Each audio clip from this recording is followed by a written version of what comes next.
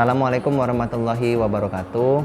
Tabi pun, perkenalkan nama saya Nurse Ahmad Ismail Farisi Eskep.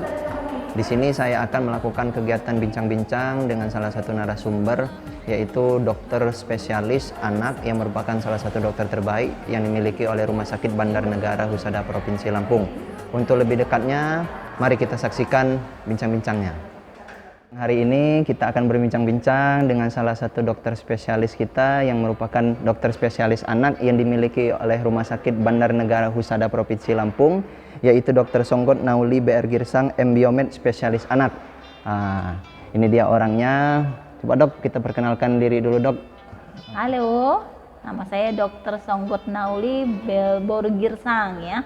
Saya spesialis anak di Rumah Sakit Bandar Negara Husada, Provinsi Lampung.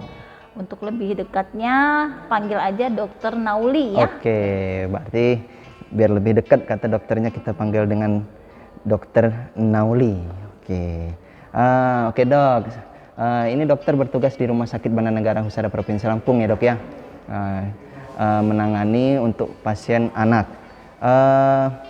Ngomong-ngomong tentang anak nih dok, umur anak itu, kategori anak itu khususnya untuk perawatan anak atau yang dokter rawat itu umurnya rentang dari umur berapa sampai umur berapa dok? Ya, rentang anak yang dirawat di Rumah Sakit Bandar Negara Husada dari 0 atau baru lahir sampai 17 tahun. Oke, sampai 17 tahun ya dok ya.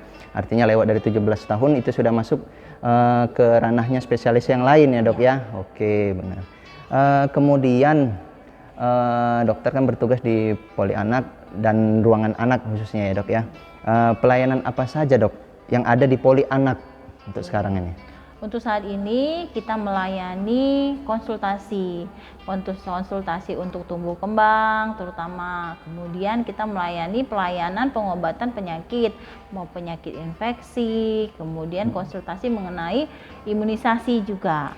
Jadi tindakan imunisasi itu dilaksanakan di Vaskes 1 seperti program pemerintah. Tapi jika ada masalah yang harus dikonsulkan ke dokter spesialisnya bisa kita layani. Oh begitu ya dok ya. Jadi untuk kalau yang imunisasi tetap ke Vaskes 1.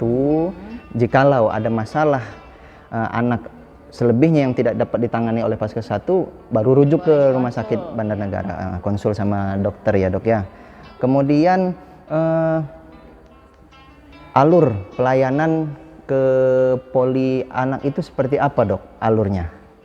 Untuk setiap anak kita membuka pelayanan untuk setiap anak ya. Jika pasiennya umum itu bisa langsung ke poli anak. Jadi ada jalur pendaftaran khususnya. Kemudian kalau untuk yang menggunakan asuransi dengan jaminan BPJS ya, kita harus memang tetap mengikuti alur yang sudah disiapkan oleh BPJS. Jadi anak ibu dibawa dulu ke Vaskes 1, kemudian dari Vaskes 1 akan dirujuk ke Rumah Sakit Bandar Negara Husada. Ya. Kecuali kalau kasusnya emergensi. Untuk kasus emergensi bisa langsung ke IGD Rumah Sakit Bandar Negara Husada. Betul. Artinya kan ini masyarakat ini kadang masih bertanya-tanya nih, rumah sakit kita ini bekerja sama nggak dengan BPJS? Ternyata sudah bekerja sama ya dok ya. Artinya khusus untuk umum itu bisa langsung ya dok ya. Oke, kemudian yang memiliki kartu BPJS atau KIS ya di masyarakat itu kadang banyak yang nggak tahu, tahunya KIS, kartu Indonesia Sehat itu.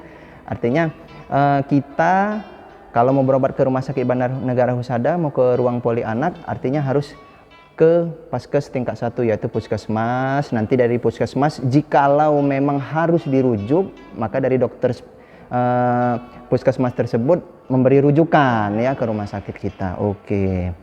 Kemudian ngomong-ngomong soal rujuk-merujuk, untuk jadwal praktek dokter Nauli sendiri di Rumah Sakit Bandar Negara Husada ini hari apa aja dok? Ya, saya hadir setiap hari. Ya. Mungkin kalau ada yang harus dikonsulkan atau memang butuh pelayanan anak, silakan ke Bandar Negara Husada. Jadi dokter adanya tiap hari ya. Oke. Kemudian dok, ini kan kita membicarakan soal anak, banyak nih macam-macam penyakit ya Yang hits itu biasanya yang biasa bisa menyebabkan meninggal pada anak itu biasanya demam berdarah ya. Coba dok jelaskan secara ringkas saja tentang tanda dan gejala, pengobatan, dan kapan harus sudah dirujuk gitu dok. Memang untuk peak demam berdarah itu setiap tahun pasti ada. Setiap tahun pasti ada, dan beberapa bulan-bulan tertentu dia angkanya tinggi sekali. Jadi demam berdarah ini dianggap sebenarnya sepele ya. Ya, tapi kadang itu kalau kita tidak benar-benar paham, kemudian kita lalai, itu bahkan bisa sampai merenggut nyawa ya. Jadi bagaimana kita mengetahuinya? Jadi begitu anak kita demam lebih dari 3 hari, kita sarankan untuk cek darah, untuk melihat adanya penurunan trombosit, kemudian penurunan leukosit, atau bahkan peningkatan hematokrit karena sudah terjadi kekentalan darah. Jadi begitu demam 3 hari berturut-turut ya, disarankan untuk evaluasi darah. Kapan misalnya di kampung atau di tempat kita itu tidak ada sarana pemeriksaan darah, jadi mungkin kita patokannya adalah kasus yang harus segera kita bawa ke rumah sakit itu seperti apa. Ya kalau misalnya dia disertai muntah-muntah, kemudian kaki tangannya dingin, kemudian tidak mau makan dan mungkin kesadarannya menurun atau kejang ya, itu salah satu tanda-tanda warning sign yang harus segera kita bawa ke rumah sakit. Karena kalau kita telat, artinya kita resiko untuk kematian itu lebih besar ya. Salah satu lagi yang harus kita terapkan adalah cegah. Bagaimana mencegahnya? Ya seperti yang kita tahu, kita harus mengubur barang bekas, menghilangkan kontak nyamuk, kemudian menanam barang-barang yang menampung air ya. 4M itu harus tetap kita kerjakan ya.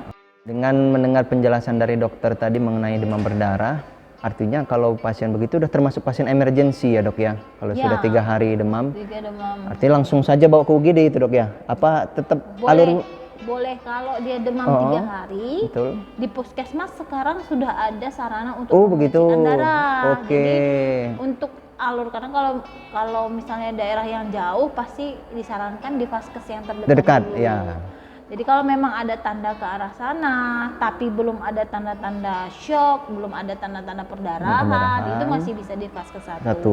Begitu. Nanti tinggal menunggu arahan dari vaskes 1 ya. Oke. Ya.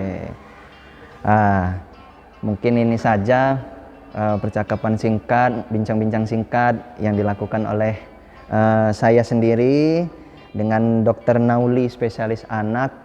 Ini baru bagian luarnya saja ya dok ya yang kita bahas ini. Untuk lebih lengkapnya nanti mungkin di hari-hari lain atau di kesempatan lain kita bisa bincang-bincang lagi mengangkat penyakit seperti yang sedang viral mungkin nantinya dok ya ke depannya. Sekalian kita sharing dan berbagi ilmu sama teman-teman kita juga. Terima kasih Dr. Songgot Nauli BR Girsang, Embiomed spesialis anak, atau yang mau disapa biar lebih akrab dengan Dr. Nauli spesialis anak, atas waktu dan kesempatannya. Dan kepada teman-teman, jikalau ingin berobat, bisa didengarkan lagi tadi saran dari Dr. Nauli spesialis anak untuk langkah-langkahnya seperti apa. Jadi jangan panik, tetap berpikir positif ya, insya Allah semua ada jalannya.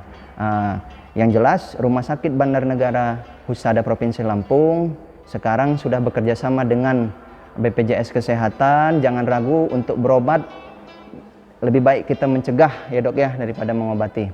Itu saja saya akhiri, wabillahi taufiq wal hidayah, wassalamualaikum warahmatullahi wabarakatuh.